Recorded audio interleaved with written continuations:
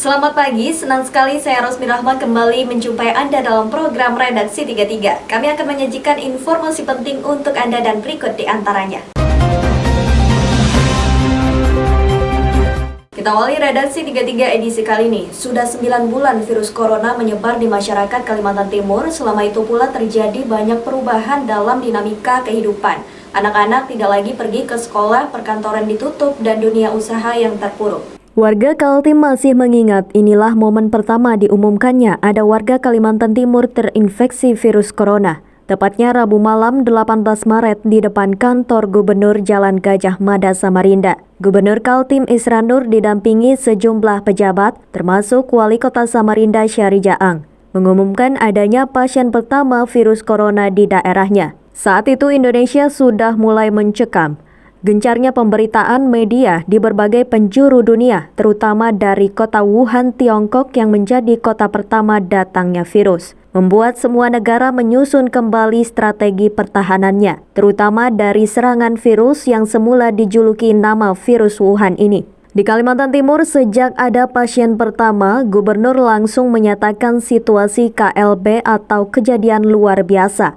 Mengikuti protokol KLB dibentuk juga Satuan Tugas Penanganan dan Percepatan Penyembuhan COVID-19. Dari tingkat pusat sampai provinsi dan kabupaten kota berada di bawah satu komando Satgas COVID-19. Pasien pertama virus corona adalah seorang perempuan yang mengakui baru melakukan perjalanan mengikuti sebuah seminar di Bogor.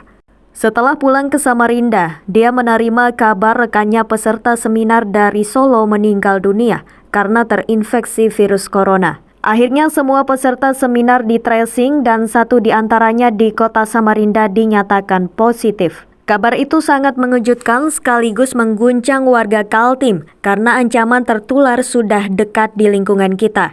Pemerintah terlihat panik, masyarakat saling mencurigai. Antara kabupaten dan kota saling menutup daerahnya, bahkan antar kampung tingkat rukun tetangga. Pemprov Kaltim juga berjuang keras mengabarkan berita-berita update penanganan virus corona. Setiap sore setelah secara nasional diumumkan perkembangan virus corona secara nasional di kota Samarinda, melalui juru bicara Satgas Virus Corona Kaltim, diumumkan beberapa pertambahan pasien positif, pasien sembuh hingga pasien meninggal dunia. Semua bergerak, Wali Kota Samarinda juga mengantisipasi adanya penolakan warga terhadap jenazah yang tertular virus corona. Pemerintah Kota Samarinda akhirnya secara cepat menyediakan lahan pemakaman di Desa Serayu Tanah Merah, Lempake, Samarinda Utara. Inilah pemakaman khusus bagi pasien virus corona yang meninggal dunia. 9 bulan berlalu, kini total yang tercatat terinfeksi virus corona di Kalimantan Timur sampai 28 Desember 2020 ada 26.078 orang dengan jumlah pasien positif yang sembuh 21.974 orang. Jumlah pasien positif meninggal dunia 727 orang dan kasus aktif masih 3.377 pasien. Tim Kaltim TV melaporkan.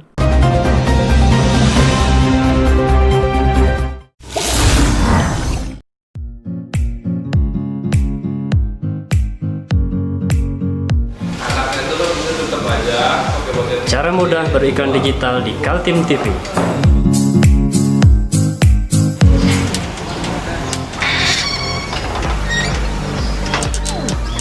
Yang pertama, jadilah sahabat Kaltim TV.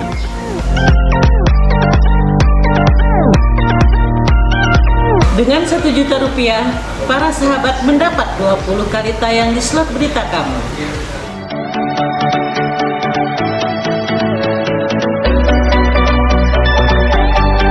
Dengan 20 detik dapat menjangkau 20.000 penonton. Anda beruntung karena mendapat kesempatan perdana dari kami. Ayo jadilah sahabat Kaltim TV.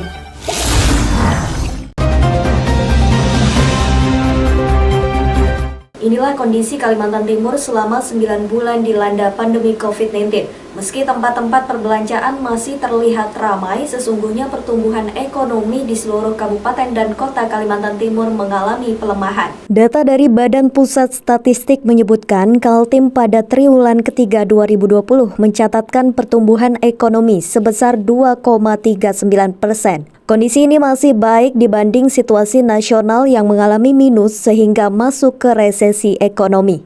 Pandemi COVID-19 telah membuat semua sektor usaha terpuruk, kecuali usaha di bidang kesehatan dan komunikasi yang naik, sedangkan pengusaha lain sampai harus menutup usahanya karena tidak sanggup membayar gaji karyawan. Pedagang di pasar ikut terpukul. Mereka berjualan agar usahanya tidak sampai mati, karena kalau sampai tutup akan sulit untuk bangkit kembali. Sejak Maret pertama kali diumumkan ada pasien virus corona di Kaltim, usaha-usaha mereka langsung terjun bebas.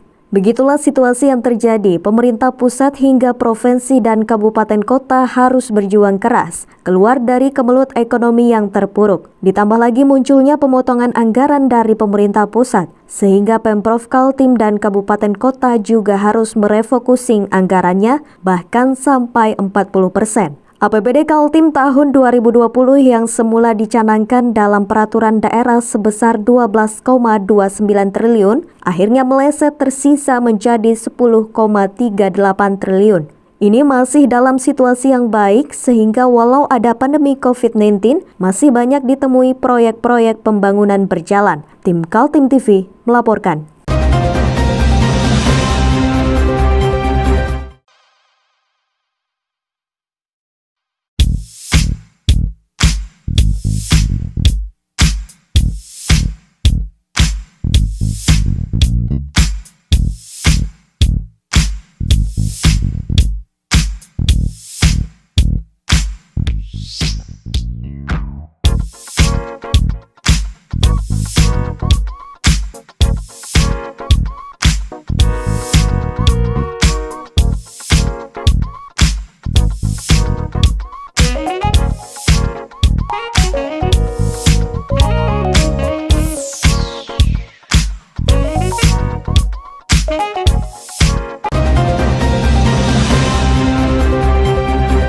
Musim liburan Natal dan Tahun Baru tidak semua instansi libur panjang, contohnya adalah tim Basarnas. Selama masa libur, pasukan para penolong kecelakaan laut, darat, dan udara ini malah harus siap siaga. Apel siaga SAR khusus Natal dan Tahun Baru digelar Kantor Pencarian dan Pertolongan Kelas A Balikpapan. Sebanyak 70 personel rescue disiagakan bersama peralatan SAR. Fokus patroli dan monitoring tim SAR adalah perairan Selat Makassar, Samarinda, dan perairan Kutai Timur. Tim SAR dengan sebutan Tim SAR Siaga Khusus Nataru itu bergerak sejak 18 Desember 2020 hingga 4 Januari 2021. Tantangan terbesar saat ini adalah cuaca yang tidak mendukung melakukan perjalanan laut dan darat. Baik, selamat pagi, salam sehat. Kaitan dengan pelaksanaan siaga SAR khusus Natal 2020 dan Tahun Baru 2021, kami Badan Nasional Pencarian dan Pertolongan, khususnya Kantor Pencarian dan Pertolongan Kelas A Balikpapan, dalam hal ini untuk mendukung pelaksanaan siaga, kami menggerakkan baik personil maupun alut yang kami miliki. Untuk jumlah personil yang kami libatkan kurang lebih sekitar 70 orang, dan alut yang ada, baik itu yang ada di kantor SAR, di Posar maupun di unit serta KN dan rescue boat. Untuk pelaksanaan siaga SAR khusus ini, waktu yang dilaksanakan kurang lebih sekitar 18 hari dari mulai hari ini tanggal 18 Desember 2020 sampai dengan tanggal 4 Januari 2021. Selain apel bersama, tim SAR Siaga Khusus Nataru melakukan koordinasi dengan tim yang berada di Kutai Timur dan Samarinda. Karena selama masa pandemi COVID-19 semua tempat wisata harus ditutup, maka diharapkan kepada masyarakat untuk tidak mengisi acara Tahun Baru di tempat-tempat wisata. Tim Kaltim TV melaporkan.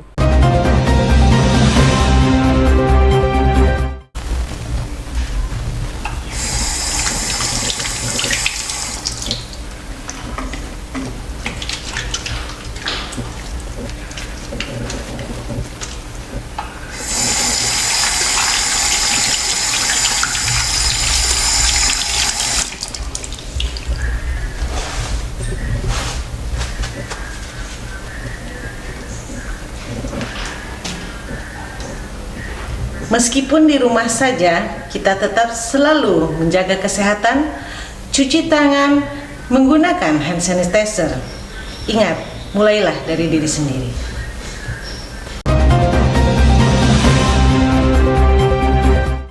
Ahmad Mujahid keberatan fotonya menjadi viral karena disebut sebagai jenazah anggota Laskar FPI yang meninggal tersenyum. Dia berharap polisi menangani kasus hoax tersebut dan mencari pelaku yang mengedit maupun menyebarkan fotonya di media sosial. Warga bernama Ahmad Mujahid yang fotonya viral itu ternyata seorang marbot di sebuah musola di Kota Tenggarong, Kabupaten Kutai Kartanegara. Dia juga menjadi guru mengaji sehingga dia sangat terkejut namanya dikait-kaitkan dengan Laskar FPI yang meninggal dunia akibat insiden baku tembak dengan aparat kepolisian beberapa waktu lalu. Karena keberatan dengan berita hoax itu, dia mengadu ke Mapores Kutai Kartanegara.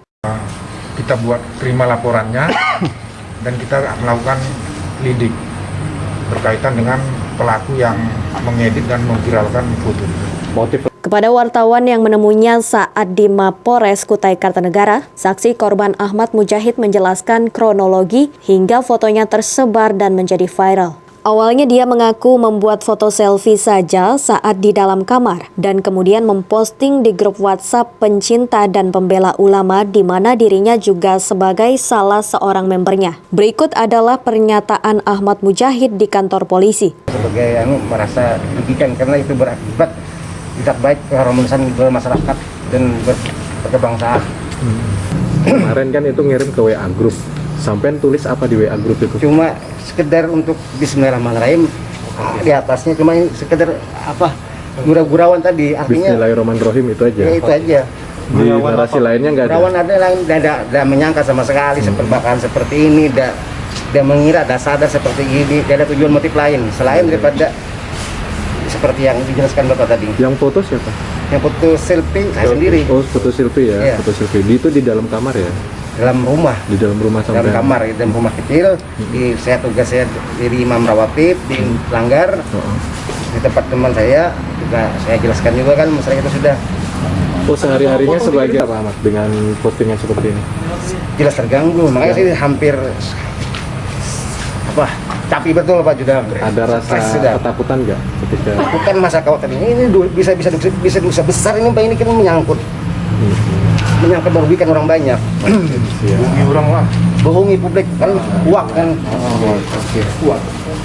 Kapolres Kukar mengakui kasus ini sedang ditangani berkoordinasi dengan Bareskrim Polri di Jakarta. Tim Kaltim TV, Hardin melaporkan.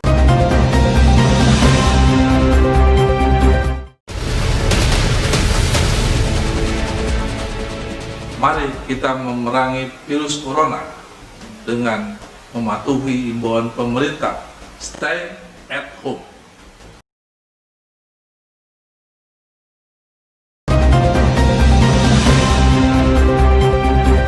Badan Narkotika Nasional Kota Balikpapan sepanjang tahun 2020 mengungkap sebanyak 8 kasus narkoba dengan tersangka 9 orang. Bertempat di Aula BNN Kota Balikpapan pada Selasa pagi, Kepala BNNK Kota Balikpapan mengumumkan pengungkapan sepanjang tahun 2020.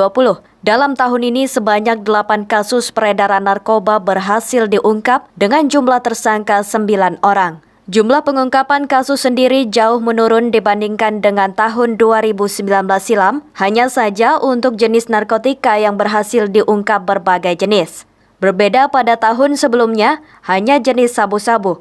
Kepala BNNK Balikpapan mengatakan pada tahun 2020, semua tersangka hanya pria dan sudah memenuhi target yang ada, di mana target yang diberikan hanya 4 kasus saja, namun BNNK mampu mencapai 8 kasus pengungkapan narkoba di Kota Balikpapan.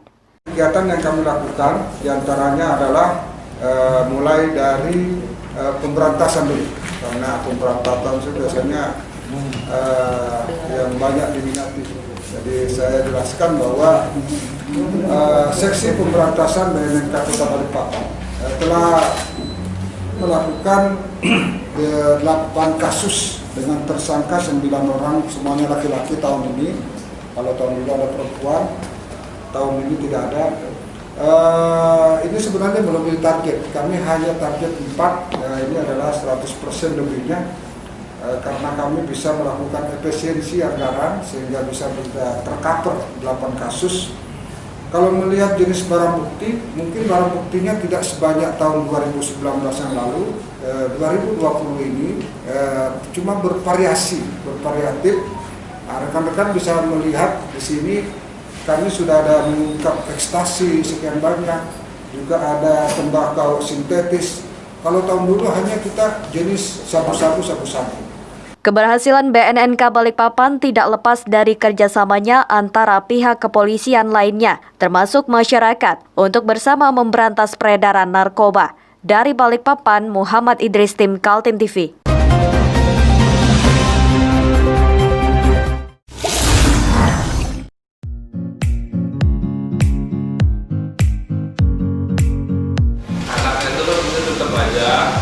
Cara mudah beriklan digital di Kaltim TV.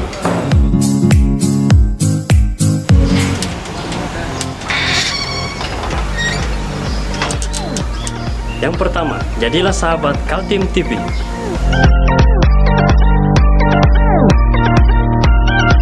Dengan Rp1.000.000, para sahabat mendapat 20 kali tayang di slot berita kamu.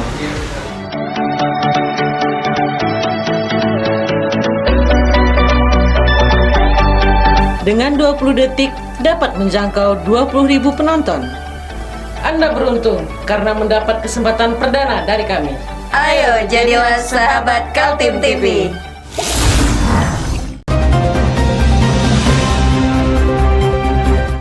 Informasi selanjutnya, Kejari Balikpapan mencium adanya dugaan tindak pidana korupsi yang terjadi di Pelabuhan Peti Kemas Balikpapan. Sebanyak 12 saksi telah dimintai keterangan. Dugaan tindak pidana korupsi yang terendus Kejari Balikpapan berkaitan dengan penyalahgunaan wewenang. Praktik ini juga diperkirakan telah berlangsung sejak 2018 lalu. Kasipitsus Kejari Balikpapan Oktario Hutapea mengatakan pihaknya telah memanggil 12 orang saksi yang diduga terlibat dalam dugaan tindak pidana korupsi penyalahgunaan wewenang, berupa pemberian izin pelabuhan atau jeti batubara di kawasan Pelabuhan Peti Kemas dari PT Karyangau Kaltim Terpadu atau KKT kepada PT KC Berkah Alam atau KBA. Penyalahgunaan wewenang yang dimaksud yakni adanya aktivitas bongkar muat batubara yang dilakukan. Hal ini merupakan aktivitas di luar kewenangan yang diberikan sebagai terminal peti kemas. Bagaimana tadi disampaikan oleh Pak Kasipitsus bahwa penyalahgunaan wewenang ini pertama bahwa terminal Kaltim Karyangau terminal ini perizinannya khusus diberikan oleh Menteri Perhubungan khusus untuk terminal peti kemas, ya. Namun pada pelaksanaannya ini digunakan juga untuk bongkar muat curah padat batubara, ya. Dan dalam pelaksanaannya ini ditunjuklah PT KBA atau Kaltim KC Berkah Alam, ya, di mana dalam proses pelaksanaannya ini banyak hal yang tidak penuhi tahapan-tahapannya, ya, tahapan-tahapan ketentuan seperti perundang-undangan maupun peraturan menteri, ya kan, seperti cara-cara untuk penunjukan tarif dan sebagainya, di mana pada pelaksanaan ini sangat-sangat menguntungkan PT KC Berkah Alam ini dan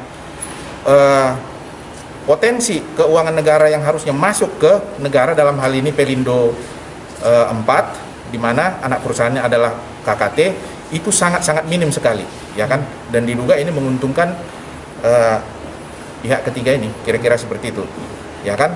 Nah, stakeholdernya di sini dalam prosesnya tentu ada peran daripada KSOP kelas 1 Balikpapan, ya kan, seperti itu. Nah, nanti di sini mudah-mudahan dalam waktu dekat kita akan fokus untuk mengkerucut sehingga nanti siapa yang paling bertanggung jawab di sini akan kita segera tindak lanjuti, ya kan, sesuai dengan prosedur hukum yang berlaku. Mungkin seperti itu sih. Pihak Kejari berkomitmen mengusut tuntas dugaan penyalahgunaan wewenang ini dalam waktu dekat. Pihaknya juga telah menaikkan status dari penyelidikan ke penyidikan untuk segera menetapkan status tersangka. Dari Balikpapan, Muhammad Idris, tim Kaltim TV.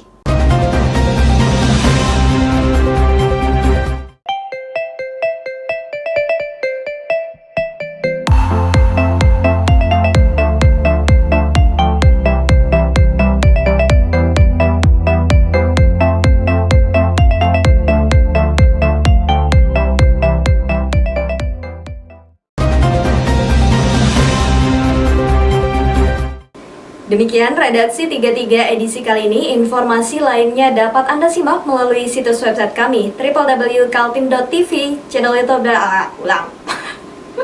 Buru-buru banget. Demikian redaksi 33 edisi kali ini. Informasi lainnya dapat Anda simak melalui situs website kami www.kaltim.tv, channel YouTube dan fanpage Facebook Kaltim TV. Kami dan seluruh kerabat kerja yang bertugas mengucapkan selamat tahun baru 2021 dan selalu patuhi protokol kesehatan.